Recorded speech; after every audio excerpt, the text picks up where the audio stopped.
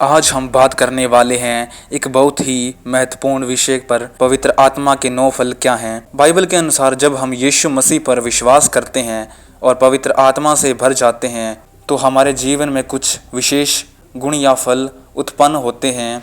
ये फल हमें सच्चे मसीह भक्त की पहचान करवाते हैं। तो हम वचन पढ़ेंगे गलातियों की पुस्तक उसका 5 अध्याय और उसका 22 आयत से। पर आत्मा का फल प्रेम, आनंद, शांति, धीरज, कृपा, भलाई, विश्वास, नम्रता और संयम है। ऐसे ऐसे काम के विरोध में कोई व्यवस्था नहीं। हालेलुया। पवित्र आत्मा के फल क्या हैं? प्रेम है, आनंद है, हालेलुया, शांति है, धीरज है, कृपा है, भलाई, विश्वास, नम्रता, संयम, हालेलुया। ये क्या है? ये पवित्र आत्मा के कार्य हैं। हालेलुया। तो चलिए अब 9 फलों के बारे में एक एक करके समझते हैं। तो चलिए अब 9 फलों को एक एक करके समझते हैं। तो हम जानेंगे प्रेम के विषय में। ये बिना शर्त के है जो कि प्रभु यीशु मसीह ने हमारे साथ किया। ये निष्कपट और त्याग भरा प्रेम है जिसने यीशु ने हमसे किया। उसका प्रेम बहुत ही उत्तम है और क्योंकि ये प्रेम को दर्शाता है। हालेलुया। और यूहन्ना की पुस्तक 13 अध्याय और उसका 34 आयत में लिखा है, प्रेम से एक दूसरे के लिए भलाई करो जैसे कि मैं तुमसे प्रेम करता हूँ। हालेलुया। ये कौन कह रहा है? प्रभु यीशु मसीह कह रहा है कि प्रेम से एक दूसरे की भलाई करो। हालेलुया। क्योंकि ये किससे प्रकट होता है? ये क्या है? ये पवित्र आत्मा का पहला फल है। हालेलुया। और दूसरा है आनंद। आनंद के विषय में क्या लिखा है? जिससे हम परमेश्वर के अंदर बने रहते हैं। ये आनंद दुनिया की चीज़ों पर नहीं, परमेश्वर में होता है। हालेलुया।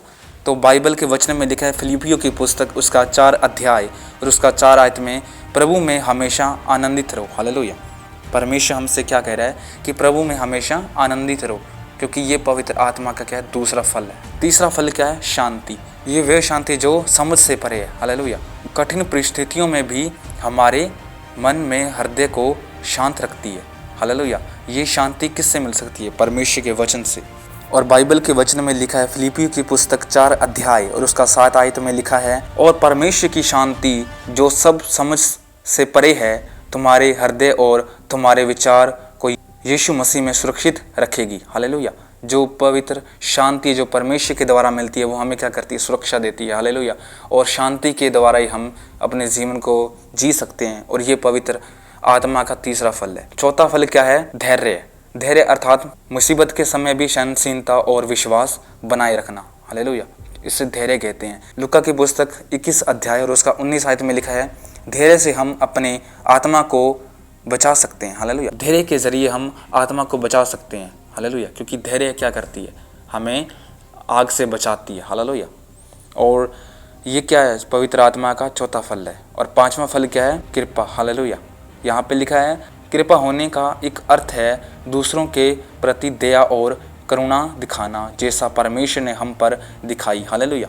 क्रूस पर प्रभु यीशु मसीह हमारे लिए मारे गए। उसने हम पर क्या की है? कृपा की, दया की है। हालेलुया। और बाइबल में लिखा है इफिसियों की पुस्तक 4 अध्याय और उसका 32 आयत में लिखा है, एक दूसरे के प्रति दया और कृपालु बनो। हालेलुया। परमेश्वर क्या कहता है कि एक दूसरे पर दया करो। हालेलुया। और ये पवित्र आत्मा का 5वां फल है। छठा फल क्या है? भलाई। हालेलुया। भलाई का अर्थ है पवित्र और धार्मिक जीवन और अच्छाई में हमेशा चलना। बाइबल के अकॉर्डिंग देखें तो रोमियो की पुस्तक 12 अध्याय और उसका 9 आयत में लिखा है, जो भला है उसमें लगे रहो। हालेलुया। जो भलाई के काम कर रहा है उसमें क्या करो? तुम लगे रहो। हालेलुया। परमेश्वर कहता है उनसे अलग मत हो परंतु भलाई करते जाओ। हालेलुया। और ये पवित्र आत्मा का छठा फल है। हालेलुया। और 7वां फल क्या है? विश्वास, जो कि सबसे महत्वपूर्ण है। हालेलुया। विश्वास से विश्वसनीयता और परमेश्वर और दूसरों के प्रति सच्चे और ईमानदार रहना। ये क्या सिखाता है? विश्वास सिखाता है। हालेलुया।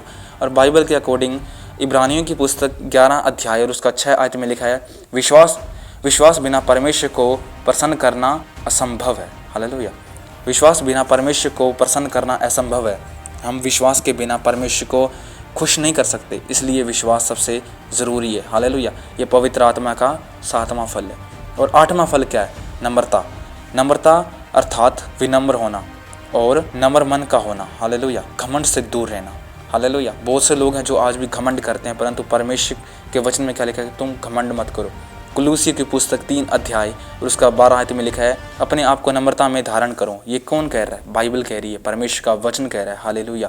जब हम नम्र बनते हैं तो परमेश्वर हमें ऊंचा करता है। हालेलुया। हमें घमंडी नहीं बनना, क्योंकि बहुत से लोग हैं जो घमंडी बनते हैं, परंतु यहाँ पे परमेश्वर के वचन में स्पष्ट रूप से लिखा है कि तुम घमंड से दूर रहो। हालेलुया।